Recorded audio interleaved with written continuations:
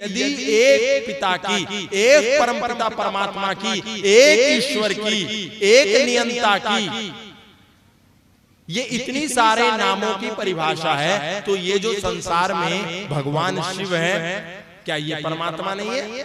क्या ये जो मर्यादा पुरुषोत्तम श्री राम है, ये परमात्मा नहीं है? क्या ये जो ब्रह्मा है, ये परमात्मा नहीं है? यदि ये सब परमपिता परमात्मा की व्याख्या है, तो ये इतने सारे क्या हैं? क्योंकि अक्सर हम लोगों को इसी बात पर चिढ़ाया जाता है, इसी बात पर हम लोगों का मजाक बनाया जाता है, इसी बात पे हम लोगों का उपहास बनाया जाता है कि इनके तो देखो इतने सारे परमात्मा हैं, पहले तुम डिसाइड कर लो कि तुम्हारा परमात्मा कौन है।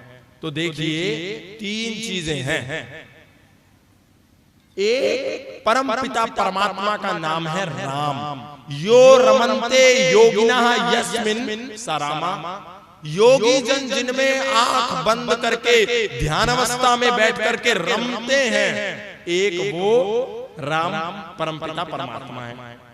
दूसरा उदाहरण के लिए, यदि मेरा नाम राम है और मंडपों में कार्यक्रम हो रहा है, कुंदन जी ने सब जगह प्रचारित कर दिया कि राम जी भी इस कार्यक्रम में शामिल हो रहे हैं।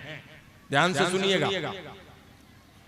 तो यदि आप लोग ये समझ लो कि दशरथ पुत्र राम, अरे वाह कुंदन जी आपने तो बड़ा अच्छा कार्य किया, दशरथ के बेटे राम को, सीता के पति राम को यहाँ कार्यक्रम में निमंत्रण दे दिया, ये तो बहुत उत्तम किया, हम जाकर के उस राम से मिलेंगे। तो ये आप लोगों की मूर्खता होगी, क्योंकि संदर्भ और प्रसंग को समझना होगा। दशरथ का बेटा राम अलग है, परमपिता परमात्मा राम अलग है, और मेरा नाम जो राम है वो मैं अलग हूं। संदर्भ और प्रसंग को समझिए। एक राम दशरथ का बेटा, एक राम घट घट में बैठा, और एक राम आपके सामने बैठा। तीनों राम अलग हैं, तीनों को मिक्स मत कीजिए। यही ऋषि दयानंद ने सत्यार्थ प्रकाश में हमको समझाया कि एक ब्रह्मा अलग है जो वेदों के प्राकांड विद्वान है, एक ब्रह्मा ईश्वर का मुख्य नाम है, और एक ब्रह्मा आपका कोई पड़ोसी भी हो सकता है। तीनों को यदि मिक्स कर देंगे तो हम भ्रमित हो जाएंगे। हम लोगों ने हमेशा से यही किया है। परमात्मा के तो असंख्य नाम हैं। संसार में जितने भी लोगों के नाम रखे जाते हैं वो वेद में जो वर्णित हैं उसके नाम पर रखे जाते हैं। हम लोग यही मूर्खता करते हैं। एक मुसलमान खड़ा हुआ, बोला देखो हमारे मक्का मदीना का वर्णन तुम्हारे वेदों में आता है। तो हमारे लोगों ने, आप जैसे, हम लोग जैसे सामान्य लोग जिन्होंने कभी वेद को पढ़ा नहीं, जिन्होंने कभी वेद को देखा नहीं, बोलते हैं अच्छा कहाँ पर आता है। तो एक मंत्र हम लोग पढ़ते हैं, जीवे मह शरदः शतम शृणुयामः शरदः शतम प्रब्रवामः शरदः शतम। तो उसमें एक और लाइन आ रही है, शतः मदीना श्याम शरदः शतम। तो जब ये मंत्र आपके सामने रखा जाता है, ये देखो शतः मदीना, ये जो मक्का मदीना में मदीना लगा है, यही मदीना तुम्हारे वेद मंत्र में भी आया है। देखो अल्लाह ताला कितना महान है, देखो इस्लाम कितना महान है, हमारे मदीना का वर्णन तुम्हारे वेदों में आ रहा है। और जब हमारे सामान्य लोग इस बात को सुनते हैं, जिन्होंने कभी वेद का दर्शन नहीं किया होता, जिन्होंने कभी वेद को देखा नहीं होता, तो बोलते हैं अरे वाह, इसका मतलब तो मदीना से ही मुक्ति मिलेगी जिसका वर्णन हमारे ग्रंथों में भी है। तो चलो मक्का मदीना की तरफ चलो, चलो इस्लाम के हो जाओ, चलो अल्लाह ताला में मानने लगो, चलो मोहम्मद साहब के हो जाओ। और ऐसे करके हमारे कितने लोग भ्रमित हो जाते हैं। संदर्भ और प्रसंग हमारे जीवन में समझा जाना बहुत आवश्यक है। कहाँ किसकी बात हो रही है इसको जानना अत्यंत अनिवार्य है। जब हम संदर्भ और प्रसंग नहीं समझते हम भ्रमित हो जाते हैं। ऐसे ईसा मसीह के चेले आते हैं, बोले देखो हमारे ईसा मसीह इतने बड़े मुक्तिदाता हैं, इस संसार के पालन करता है, जिनका वर्णन तुम्हारे वेदों में आ रहा है, जिसका वर्णन उपनिषदों के प्रथम मंत्र में आ रहा है। तो हम कहते हैं कहाँ आ रहा है? तो बोलते हैं देखो ईशावास्यम इदम सर्वम यत्किंचित् जगत्याम जगत् तेन त्यक्तेन भुंजिता मा गृधा कस्य स्विद्धनम। ईसावास्यम इदम सर्वम, इस संसार में ईसा मसीह वास करता है कण कण में।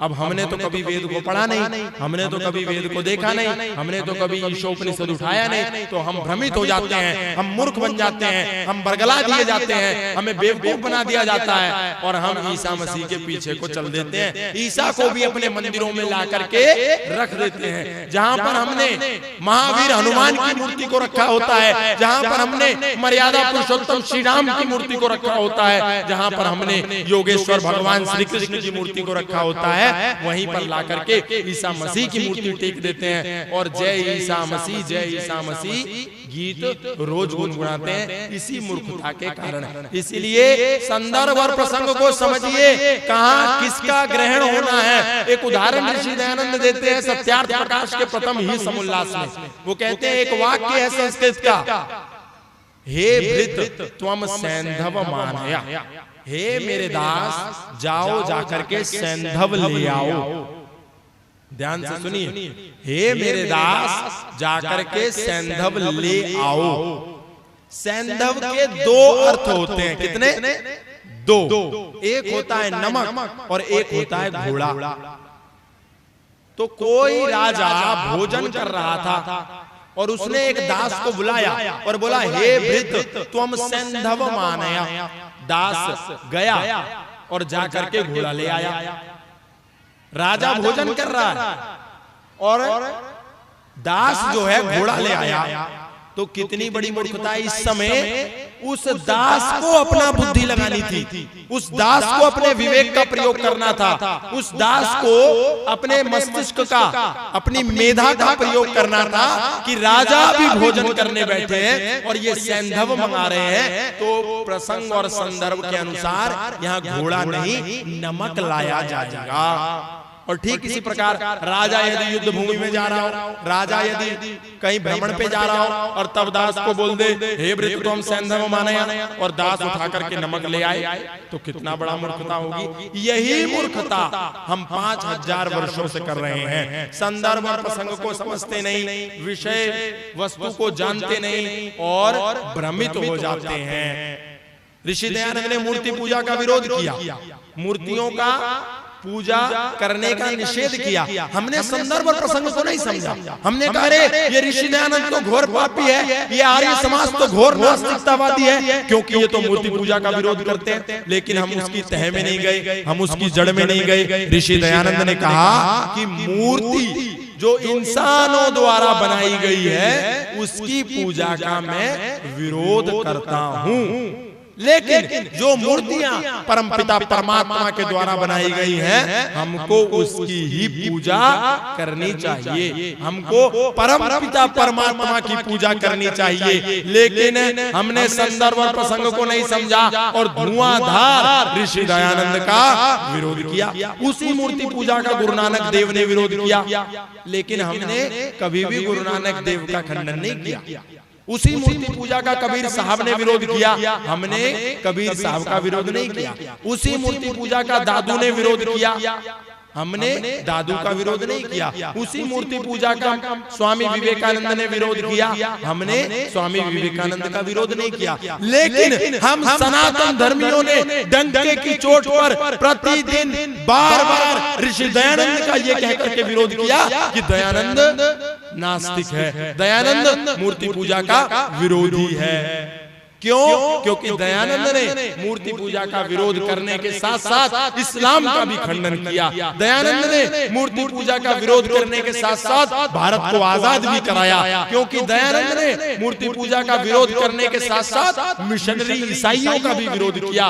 दयानंद ने मूर्ति पूजा का विरोध करने के साथ साथ अधर्मियों का, पाखंडियों का, ढोंगियों का और आडंबरियों का भी विरोध किया। इसीलिए इन चोर मौसेरे भाइयों ने मिलकर के केवल और केवल दयानंद को बदनाम करने का षड्यंत्र रखा। इन्होंने कभी भी अन्य किसी व्यक्ति ने जिसने मूर्ति पूजा का खंडन किया था उसका विरोध नहीं किया, क्योंकि इन सभी पाखंडियों को, इन सभी अधर्मियों को केवल और केवल यदि खतरा किसी से था तो ऋषि दयानंद से था और किसी से इनको खतरा नहीं था। दयानंद ने मूर्ति पूजा का विरोध नहीं किया। और जिस मूर्ति पूजा का विरोध किया था और जिस मूर्ति पूजा का पक्ष लिया था, आज वो हमारे समाज में अत्यंत प्रासंगिक है, क्योंकि हमने मंदिरों में जाकर के मर्यादा पुरुषोत्तम श्री राम की मूर्ति को पूजना प्रारंभ कर दिया, लेकिन मर्यादा पुरुषोत्तम श्री राम के चरित्र को पढ़ना बंद कर दिया। हम नौजवान, हम सनातन धर्मी मर्यादा पुरुषोत्तम श्री राम के मंदिर में जाएं, जाकर के माथा टेकें, लेकिन मर्यादा पुरुषोत्तम श्री राम को पढ़ करके जीवन में उतारना भी अनिवार्य है। आज हम लोग मर्यादा पुरुषोत्तम श्री राम की कथाएं करते, मर्यादा पुरुषोत्तम श्री राम का मंदिर बनाते, लेकिन उस मर्यादा पुरुषोत्तम श्री राम के सिद्धांतों को ना तो पढ़ते हैं ना जीवन में उतारते हैं। एक कथावाचक ने एक वृत्तांत साझा किया, उसने कहा कि मैं राम कथा कहीं कर रहा था, वहां पर कोई ऐसे ही दर्शक दीर्घा में बैठा हुआ व्यक्ति मेरी राम कथा को सुन रहा था। अंतिम दिन वो मेरे पास आया और हाथ जोड़ करके बोला कि आदरणीय महोदय, मैं आपकी राम कथा अपने क्षेत्र में भी रखना चाहता हूँ, मेरे लिए बड़ा प्रसन्नता का विषय होगा और ये मेरे लिए सौभाग्य का विषय होगा, क्योंकि मेरे लिए एक सफलता का कार्य हुआ है, इसीलिए उस सफलता की खुशी में मैं आपकी राम कथा करना चाहता हूँ, आपसे राम कथा करवाना चाहता हूँ, आप कृपया करके मुझे समय दे दीजिए। तो उन कथा उपदेशक महोदय ने उनसे पूछा कि ठीक है, समय तो मैं दे देता हूँ, लेकिन तुम्हारी सफलता का कारण क्या है, क्यों इतने खुश हो कि मर्यादा पुरुषोत्तम श्री राम की कथा कराना चाहते हो? क्या तुम्हारा जन्मदिन है? क्या तुम्हारे घर में कोई लड़का हुआ है? क्या तुम्हारी सालगिरह है? आखिर क्या है जो तुम मर्यादा पुरुषोत्तम श्री राम की कथा कराना चाहते हो?